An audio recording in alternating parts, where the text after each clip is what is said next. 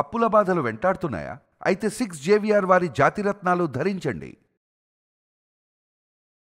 ఆంధ్రప్రదేశ్ మాజీ ముఖ్యమంత్రి వైఎస్ జగన్మోహన్ రెడ్డి తెనాలి పర్యటనకు వెళ్తున్నారు. జగన్మోహన్ రెడ్డి తెనాలికి వెళ్ళడానికి ప్రధానమైనటువంటి కారణం, తెనాలిలో మొన్న ముగ్గురు రౌడీ షీటర్లని పోలీసులు నడి రోడ్డు మీద కొట్టినటువంటి దాఖలాలు మనం చూసినాం. ఒక కానిస్టేబుల్ పైన విచక్షణ కోల్పోయి గంజాయి మత్తులో ఆ ముగ్గురు రౌడీ షీటర్లు కానిస్టేబుల్ను కొట్టినటువంటి నేపథ్యంలో కానిస్టేబుల్ని ఎక్కడైతే కొట్టినారో అదే ప్లేస్లో ఇద్దరు సిఐలు అక్కడ ఉన్నటువంటి ఆ ముగ్గురు యువకులను కొట్టేటటువంటి కార్యక్రమం చేసినారు. తర్వాత వైఎస్ జగన్మోహన్ రెడ్డి స్పందించిండు. వైఎస్ జగన్మోహన్ రెడ్డి ట్విట్టర్లో ట్వీట్ చేసిండు.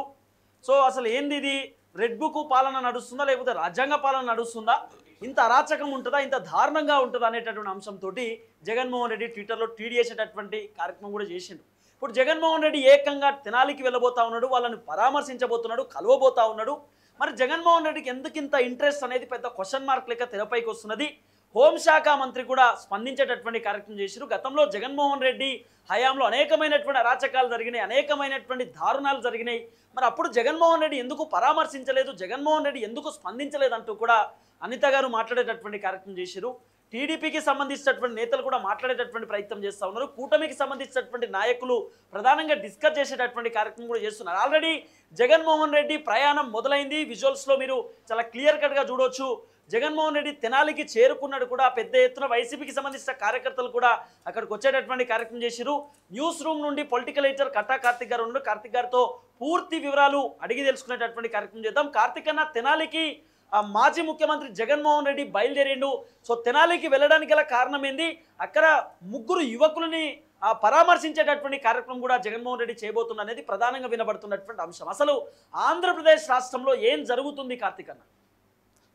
తెనాలిలో Naveen alias killer, John Victor, Rakesh ఇలా ఒక ముగ్గురు యువకుల్ని పోలీసులు ఒక సెంటర్లో పెద్ద ఎత్తున దాడికి అది కొడుతూ దాని వీడియో తీసినటువంటి దాన్ని ఆ వీడియో బయటకు రావటం, ఆ వీడియో వైరల్ కావటం, ఆ వీడియో మీద మాజీ ముఖ్యమంత్రి వైసీపీ అధినేత జగన్మోహన్ రెడ్డి గారు ట్విట్టర్లో స్పందించడం, ఇలా ఏకంగా పరామర్శకు తెనాలి వెళ్ళటం జరుగుతూ ఉంది.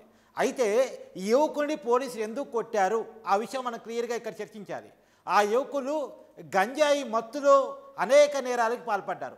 ఒక్కొక్కరి మీద 10 కేసులు ఉన్నాయి. ఇప్పుడు ఎగ్జాంపుల్, ఇవాళ జగన్మోహన్ రెడ్డి గారు వెళ్తున్నటువంటి జాన్ విక్టర్ కుటుంబం, ఆ జాన్ విక్టర్ 11 కేసులు ఉన్నాయి. అతని మీద రౌడీ షీట్ కూడా నమోదై ఉంది. అతని మీద 2018లోను, 2022లోను, 2023లో ఏకంగా 5 కేసులు. అంటే జగన్మోహన్ రెడ్డి గారు అధికారంలో ఉన్నప్పుడు కూడా అప్పటి ప్రభుత్వం, అప్పటి పోలీసులు కూడా అనేక కేసులు ఈ జాన్ విక్టర్ మీద నమోదు చేస్తున్నారు. గంజాయి మత్తులో అనేక నేరాలకు పాల్పడుతూ ఉంటాడు. ఆ గంజాయి మత్తులో ఉన్నటువంటి ఇతన్ని ఒక కానిస్టేబుల్, అతని కానిస్టేబుల్ పేరు చిరంజీవులు, తెనాలి 2 టౌన్ పోలీస్ స్టేషన్లో పనిచేస్తూ ఉంటాడు. ఆ కానిస్టేబుల్ కౌన్సిలింగ్ ఇచ్చాడు. ఎవరికి? ఈ జాన్ విక్టర్కి, నవీన్కి, రాకేష్కి, వీరందరికీ కలిపి కౌన్సిలింగ్ ఇచ్చాడు. మీరు గంజాయి మత్తులో అనేక నేరాలకు పాల్పడుతున్నారు, ఇది కరెక్ట్ కాదు అని చెప్పే ప్రయత్నం చేశాడు. అయితే ఆ కోపాన్ని మనసులో పెట్టుకున్నటువంటి వీళ్ళు చిరంజీవులు డ్యూటీకి వెళుతుండగా ఒక సెంటర్లో, తెనాలి సెంటర్లో అడ్డగించేసి అతని మీద విచక్షణారహితంగా దాడి చేసి బూతులతో తిట్టి కత్తులతో చంపే ప్రయత్నం చేశారు. అయితే అతను పోలీసు కావటం వల్ల చాకచక్యంగా పారిపోయే ప్రయత్నం చేశాడు.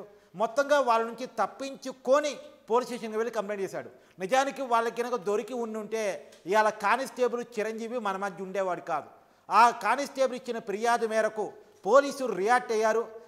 పబ్లిక్ లైఫ్లో ఒక సెంటర్లో పోలీసులు ఉరికించి కొట్టారు, చంపే ప్రయత్నం చేశారంటే పోలీసులు అంటే చులకన భావన వస్తుంది ప్రజల్లో.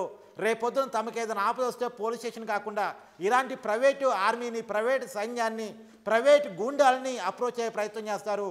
పోలీసులు తమను తామే రక్షించుకోలేకపోతున్నారు, మాకెక్కడ రక్షణ ఇస్తారు అనేటువంటి ఒక భావన ప్రజల్లోకి పోతుంది. ఏ ప్రజల ముందైతే పోలీసులు ఉరికించి కొట్టారో, ఏ ప్రజల ముందైతే పోలీసుని చంపాలని చూశారో, అదే ప్రజల ముందు అదే సెంటర్లో ఈ రౌడీలను పట్టుకొని కొట్టాలని చెప్పేసి పోలీసులు ఒక డిసిషన్కి వచ్చేసి అదే తెనాలి సెంటర్లో ఆ ముగ్గురు యువకుల్ని కొట్టడం జరిగింది. కొట్టడం తప్ప ఒప్ప అంటే మానవ హక్కుల ప్రకారం తప్పే, చట్ట ప్రకారం తప్పే, కాదనేది లేదు. కానీ ఇక్కడ ఒక విషయాన్ని మనం కీలకంగా గమనించాలి. నేను గతంలో ఉన్నటువంటి అనేక ఉదాహరణలు చెప్పే ప్రయత్నం చేస్తాను. ఇప్పుడు దిశ ఎన్కౌంటర్ ఉంది. దిశ ఎన్కౌంటర్లో మనుషులను పోలీసులు చంపటం చట్టరీత్యా నేరం, చంపకూడదు. కానీ సమాజం డిమాండ్ చేసింది, హైదరాబాదులో ఒక వెటర్నరీ డాక్టర్ని రోడ్డు మీద ఒక లారీ డ్రైవరు, కొంతమంది క్లీనర్ అంటే కొంతమంది యువకులు అత్యాచారం చేసి అత్యంత దారుణంగా హత్య చేశారు. వాళ్ళు గంజాయి మత్తులోనో లేదు డ్రగ్స్ మత్తులోనో అలా చేస్తుంటారనేది ఆ రోజు అభియోగాలు. కాబట్టి వాళ్ళని ఎట్టి పరిస్థితుల్లో కూడా జైల్లో పెట్టి మేపొద్దు, ఇమ్మీడియట్గా ఎన్కౌంటర్ చేయాలి, నడి రోడ్డు మీద ఉరి తీయాలని చెప్పేసి డిమాండ్ చేశారు. ఆ ప్రకారమే పోలీసులు ఎన్కౌంటర్ చేశారు. కానీ పోలీసులు చెప్పిన వర్షన్ ఇంకోలా ఉంది. ఏంటండి, సీను రీక్రియేషన్కి పోయినప్పుడు మా మీద దాడి చేయాలని ప్రయత్నం చేశారు, మా దగ్గర ఉన్నటువంటి ఆయుధాలు గుంజుకుని మా మీద దాడి చేయాలని ప్రయత్నం చేస్తే ఆత్మరక్షణ కోసం చంపేశామని చెప్పారు. కానీ ఏదేమైనా సమాజం చట్టరీక్ష కేసులో మోదైనా సమాజం టపట్టు కొట్టింది, హర్షాతిని కాల్చి వ్యక్తం చేసింది. సజ్జనార్ హీరో అయ్యాడు. సజ్జనార్ గతంలో కూడా ఇంకో ఎన్కౌంటర్ హీరో అయ్యాడు. అంటే మనుషులను చంపడం తప్పే, కానీ ఉగ్రవాదం చంపడం తప్పు కాదు. ఇవాళ జగన్మోహన్ రెడ్డి గారిని స్ట్రైట్గా ఆంధ్రప్రదేశ్ సమాజం అడుగుతుంది ఏంటంటే, మన మోడీ గారు కూడా మన దేశం మీద దాడి చేసినటువంటి 100 మంది ఉగ్రవాదులను పాకిస్తాన్లోకి దాడి చేసి మరి 100 మంది ఉగ్రవాదులను చంపేశారు కదా, ఆ ఉగ్రవాద కుటుంబాలను కూడా పరామర్శిస్తారా? గంజాయి మత్తులో ప్రజల మీద అనేక దాడులు చేసేవాళ్ళు, చైన్ స్నాచింగ్లు పాల్పడేవాళ్ళు, మహిళల్ని లైంగికంగా వేధించేవాళ్ళు అనేక కేసులు నమోదయ్యాయి. ఈవెన్ దో జగన్మోహన్ రెడ్డి గారి ప్రభుత్వంలో కూడా అనేక కేసులు నమోదయ్యి ఉన్నాయి. అలాంటి వ్యక్తులు పక్కన అలాంటి వ్యక్తులకు సపోర్టుగా ఒక మాజీ సీఎం పోవటం ఏంటి? నిజానికి మాజీ సీఎం జగన్మోహన్ రెడ్డి గారు పోతే ఎక్కడికి పోవాలి? జగన్మోహన్ రెడ్డి గారి హయాంలో డాక్టర్ సుధాకర్ అనేటువంటి ఒక డాక్టర్ని నాకు కరోనా టైంలో మాస్క్ కూడా ఇవ్వట్లేదు ఇప్పుడున్న ప్రభుత్వం అని చెప్పేసి అప్పుడున్నటువంటి ప్రభుత్వాన్ని ప్రశ్నించినందుకు గాను రాళ్లతో రోడ్డు మీద కొట్టి చంపారు. అతను దళిత డాక్టరు. అలాంటి వ్యక్తి కుటుంబాన్ని పరామర్శించడానికి పోతే చాలా బాగుండేది కదా. తర్వాత ఎమ్మెల్సీ అనంతబాబు అని చెప్పేసి అతని కార్ డ్రైవర్గా పనిచేస్తున్నటువంటి సుబ్రహ్మణ్యం అనేటువంటి ఒక దళిత కారు డ్రైవర్ని చంపి డోర్ డెలివరీ చేశారు, పార్సిల్ చేశారు ఇంటికి, వాళ్ళ ఇంటికి. సో అలాంటి సుబ్రహ్మణ్యం కుటుంబాన్ని పరామర్శించే పోయేది కదా. చేశాడో చేయలేదో తెలియని నేరానికి శ్రీనివాస్ అనేటువంటి యువకుడు కోడికత్తి దాడి కేసులో సంవత్సరాల తరబడి జైలు జీవితాన్ని గడిపారు.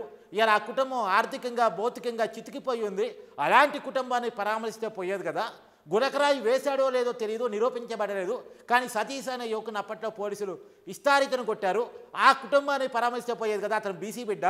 తర్వాత జత్వాని అనేటువంటి ఒక మహిళని పోలీసులు ఒక ప్రైవేట్ గెస్ట్ హౌస్లో పెట్టేసి ఆమె కుటుంబాన్ని వేధించారు. ఆ కుటుంబాన్ని పరామర్శించడానికి పోయేది కదా. రఘురామ్ కృష్ణరాజు అనే వైసీపీ ఎంపీని ఆ పార్టీలోనే ఉన్నాడు.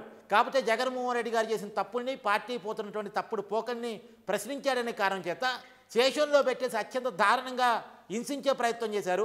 రఘురామ్ కృష్ణరాజు గారి కుటుంబాన్ని, రఘురామ్ కృష్ణరాజు గారిను పరామర్శించడానికి పోయేది కదా.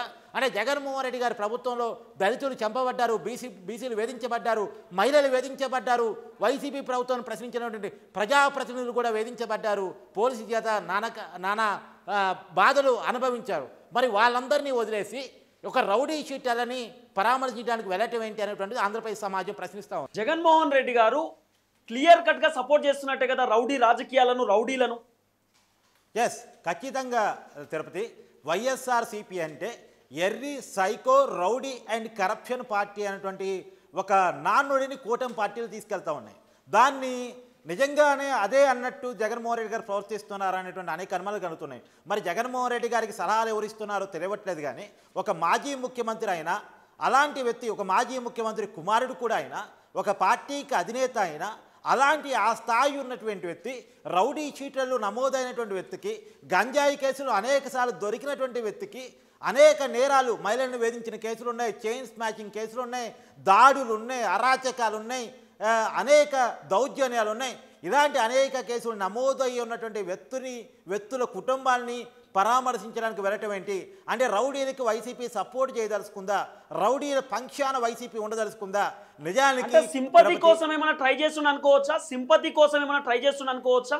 మరి ఈ టైంలో సింపతి వచ్చేటటువంటి అవకాశం ఉండొచ్చా వైసీపీకి?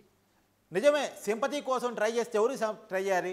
ఎవరైనా ఒక వైసీపీ కార్యకర్త ఇబ్బంది పడుతూ ఉంటే అతని కుటుంబాన్ని పరామర్శించడానికి పోతే సింపతి వస్తుంది తిరుపతి. కానీ ఇలాంటి వాళ్ళని పరామర్శిస్తే సింపతి రాకపోగా రివర్స్ అయ్యేటువంటి ప్రమాదం ఉంటుంది. ఎందుకంటే ఇప్పుడు జగన్మోహన్ రెడ్డి గారు వీళ్ళు చేసిన నేరాలు రాష్ట్రం మొత్తం తెలియదుగా, లోకల్లో తెనాలలో తెలిసి ఉండొచ్చు. కానీ నేను పరామర్శించే వార్త రాష్ట్రం మొత్తం సర్క్యూట్ అవుతుంది కదా. దళితులు, గిరిజనులు, బీసీలు ఏమనుకుంటారు? కూటమి ప్రభుత్వంలో దళితులు ఇబ్బంది పడుతూ ఉంటే జగన్మోహన్ రెడ్డి గారు పరామర్శకు వెళ్ళారు అనుకుంటారు. దాన్ని చూపించడానికి జగన్మోహన్ రెడ్డి గారు వెళ్తున్నట్టు తెలుస్తోంది. కానీ సమాజంలో ఇవాళ సోషల్ మీడియా చాలా యాక్టివ్గా ఉంది, రియల్ మీడియా కూడా చాలా యాక్టివ్గా ఉంది. ఇవాళ కాకపోతే రేపైనా సరే వాస్తవాలు తెలిసే అవకాశం ఉంటుంది. ఒకనాటి రాజకీయాలు ఇవాళ లేవు. ఒకనాడు ప్రజలు గుడ్డిగా నమ్మేవాళ్ళు, ఇవాళ గుడ్డిగా నమ్మట్లేదు, ప్రధాని చెక్ చేసుకుంటున్నారు. నిజానికి జగన్మోహన్ రెడ్డి గారు పరామర్శకు వెళ్తున్నారంటే వాళ్ళెవరు, వాళ్ళ హిస్టరీ ఏంటి, వాళ్ళని ఎందుకు పోలీసులు కొట్టారు అనేటువంటి విషయాన్ని తెలుసుకునే ప్రయత్నం చేస్తున్నారు. నీకు ఒక చిన్న బేసిక్గా రౌడీలు గూండాలకు కులం అనేది ఉంటుందా కార్తీకన్న? రౌడీలు గూండాలు మహిళలను ఇబ్బంది పెట్టేవాళ్ళు, గంజాయి మత్తులో కానిస్టేబుల్ పైన విచక్షణత కోల్పోయి ఇష్టానుసారంగా కొట్టేవాళ్ళు, ఈరోజు కానిస్టేబుల్ని కొట్టినటువంటి ఆ రౌడీలే రేపు ఎస్ఐలను కొట్టవచ్చు, సిఐలను కొట్టవచ్చు, ఏసీపీలను కొట్టవచ్చు, డీసీపీలను కొట్టవచ్చు, పైన ఉన్నటువంటి అధికారులను కూడా కొట్టేటటువంటి అవకాశం ఉండొచ్చు కదా. అంటే రౌడీలకు కులం అనేది ఉంటుందా కార్తీకన్న? ఎస్, నువ్వు అన్నది 100% నేరం. వాస్తవంగా నిందితులు వర్సెస్ బాధితులు ఎక్కడ మనం కులం చూడాలి. నిజానికి చిరంజీవులు ఏదైతే కానిస్టేబుల్ మీద దాడి జరిగిందని చెప్పబడతా ఉన్నామో ఆ కానిస్టేబుల్ భార్య దళితురాలు. ఇక్కడ మనం కులాన్ని ఇక్కడ చూడాలి, ఎందుకంటే బాధితుల వైపు నుంచి చూడాలి. అంతేగాని నేరం చేసిన వాళ్ళ వైపు నుంచి, నిందితుల వైపు నుంచి కులాన్ని చూడాల్సినటువంటి అవసరం లేదు. నేరస్తుడికి నిందితుడికి కులంతో సంబంధం ఏంటి? కులాన్ని ఇక్కడ చూడటం ఏంటి? కులం బాధితుల వైపు నుంచి చూడాలి. నిజానికి బాధిత మహిళ ఎవరైతే చిరంజీవులకి కనుక ఏమైనా అయ్యి ఉంటే బాధితురాలుగా మిగిలిపోయేటువంటి వ్యక్తి ఒక దళిత మహిళ. అటువైపు నుంచి మనం కులాన్ని చూడాలి తప్ప ఇటువైపు నుంచి కులాన్ని చూడటానికి లేదు. ఇంకొక మాట కూడా నేను చాలా క్లియర్గా చెప్తున్నా, ఒక చిన్న సంఘటన చెప్తున్నా. కర్నూలు జిల్లాలో ఒక చిన్నారి మైనర్ బాలిక మీద అత్యాచారం జరిగింది. చిన్న బాలిక, నెలల బాలిక మీద ఎందుకు అత్యాచారం జరిగిందని పోలీసు ఎంక్వైరీ చేసి నిందితులను అరెస్ట్ చేస్తే తెలిసింది ఏంటంటే వాళ్ళు గంజాయి మత్తులో ఆ పని చేశారు. రాష్ట్రంలో గత 5 సంవత్సరాల కాలంలో గంజాయి హబ్గా ఆంధ్రప్రదేశ్ మారింది, డ్రగ్స్ హబ్గా ఆంధ్రప్రదేశ్ మారింది. గతంలో కూడా వైజాగ్ నుంచి షిప్పు విదేశాలతో కనెక్టివిటీ ఉన్న షిప్ను మనం పట్టుకోవడం చూసాం గతంలో. కాబట్టి గంజాయికి హబ్గా ఆంధ్రప్రదేశ్ మారింది. గంజాయి మత్తులో అనేక మంది అనేక నేరాలు పాల్పడుతున్నారు. ఇలాంటి వాళ్ళు కూడా రేపు మహిళలకి రక్షణ ఎక్కడ ఉంటుంది? ఈ గంజాయి బ్యాచ్ కనుక బయట ఉంటే గంజాయిని స్మగ్లింగ్ చేసేవాళ్ళు, గంజాయిని వాడేవాళ్ళు, గంజాయిని సప్లై చేసే వాళ్ళు కనుక బయట ఉంటే మహిళలకి రక్షణ ఎక్కడ ఉంటుంది? ఆ రోజు కర్నూలులో అక్కడ చేసింది ఏంటంటే వీళ్ళని అరెస్ట్ చేయొద్దు, వీళ్ళని జైళ్ళలో పెట్టి మోపొద్దు, వీళ్ళకి 10 సంవత్సరాల తర్వాత 12 సంవత్సరాల తర్వాత శిక్షణ పడితే లాభం ఉండదు, ఇమీడియట్గా మాకు అప్పచెప్పండి, మేము మా కళ్ళ ముందు రోడ్డు మీద శిక్ష వేయండి అని చెప్పేసి ప్రజలు డిమాండ్ చేశారు. అదే ఇక్కడ గుంటూరులో పోలీసులు చేశారు. నిజానికి కర్నూలులో వచ్చిన డిమాండ్ని గుంటూరులో అప్లై చేశారని చెప్పుకోవచ్చు. నిజంగా నేను ఒక విషయం చెప్తున్నా తిరుపతి, ఇవాళ నువ్వు అన్నావు ఇవాళ కానిస్టేబుల్ని కొడతారు, రేపు ఎస్ఐని కొడతారు, 2 డిఎస్పీని కొడతారు, తర్వాత కమిషనర్ని కూడా కొట్టవచ్చు అని చెప్పేసి వాళ్ళు ఏం చెప్పుకుంటారు తెలుసా? పోలీసు వాళ్ళు మమ్మల్ని ఏం చేస్తారు, మేము పోలీసు వాళ్ళని కూడా కొట్టగలం అని చెప్పి సమాజంలో ఇంకా నేరాలు పెంచుతారు, నేరాలు పెరుగుతాయి. వీళ్ళు పదే నేరాలకు పాల్పడతారు. పైగా పబ్లిక్ హీరోలుగా చలామీని అవుతారు. రేపు పబ్లిక్ పోలీస్ స్టేషన్కి వెళదామంటే భయం వేస్తుంది. ఇలాంటి రౌడీల దగ్గరికి, ఇలాంటి గూండాల దగ్గరికి పోయి తృణమో పరమో సమర్పిస్తే మాకు కావాల్సిన సెటిల్మెంట్ చేసి పెడతారు కదా అనే ఒక భావన వస్తుంది. ఎప్పుడైనా సరే ప్రభుత్వం అంటే ఒక రాజ్యం, ఒక పోలీసు ప్రైవేట్ సైన్యాన్ని ఎంకరేజ్ చేయడానికి అవకాశం లేదు. ప్రైవేట్ సైన్యాన్ని ఏ రూపుమాపాలో ఓన్ స్ట్రాటజీతో ముందుకు వెళ్లాల్సిందే. తప్పని పరిస్థితుల్లో మళ్ళీ చెప్తున్నాను, నేను తప్ప ఒప్ప అంటే చట్టపరంగా తప్పే కావచ్చు, కానీ తప్పని పరిస్థితుల్లో రోడ్డు మీద పోలీసులను కొట్టారు కాబట్టి, రోడ్డు మీద పోలీసుని తరిమారు కాబట్టి, రోడ్డు మీద పోలీసుని చంపే ప్రయత్నం చేశారు కాబట్టి పోలీసులంటే ఉండే గౌరవాన్ని, పోలీసులంటే ఉండే భయం భక్తిని కాపాడుకునే దానికోసం పోలీసులు చేసిన యాక్షన్గా దాన్ని చూడాలి. నిజంగా దళితుల వైపు నుంచే ఈ కోణాన్ని చూడాలనుకుంటే చిరంజీవులు భార్యని పోయి జగన్మోహన్ రెడ్డి గారు పరామర్శించారు, డాక్టర్ సుధాకర్ కుటుంబాన్ని పరామర్శించారు, సుబ్రహ్మణ్యం కుటుంబాన్ని పరామర్శించారు, కోడికత్త శ్రీనివాస్ కుటుంబాన్ని పరామర్శించారు, గురకరాయి సతీష్ కుటుంబాన్ని పరామర్శించారు, తర్వాత జత్వాని కుటుంబాన్ని జగన్మోహన్ రెడ్డి గారు పరామర్శించారని మాత్రం నేను చెప్పగలను. అంటే ఒక దళిత యువకుడిని కిడ్నాప్ చేసినటువంటి వల్లభనేని వంశీ ఎవరైతే ఉన్నారో ఆ దళిత యువకుడి కుటుంబాన్ని కూడా పరామర్శించవచ్చు కదా. ఎస్, చాలా వ్యాలిడ్ పాయింట్. సత్యవర్ధన్ అనేటువంటి ఒక దళిత యువకుడిని అధికారం లేనప్పుడు కూడా, ఎమ్మెల్యే పదవి లేనప్పుడు కూడా కిడ్నాప్ చేసి బెదిరించే ప్రయత్నం చేశాడు అంటే ఏ మేరకు దాన్ని చూడాలి? ఇంకా వైసీపీ పార్టీలోనే వల్లభనేని వంశీ ఉన్నాడు. వల్లభనేని వంశీ మీద వైసీపీ తీసుకున్న స్టాండ్ ఏంటి?